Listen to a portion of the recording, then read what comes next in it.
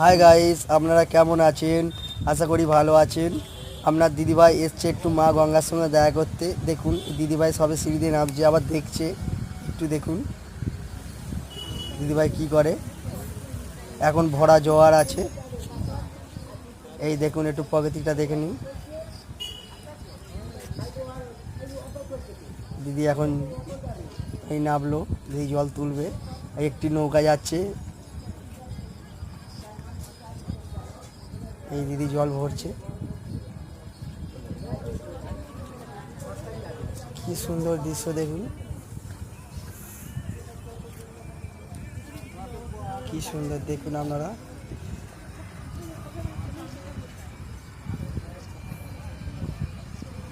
আপনারা দেখুন মাঝি ভাই যাচ্ছে, দিদিভাই জল তোলা শেষ হচ্ছে না।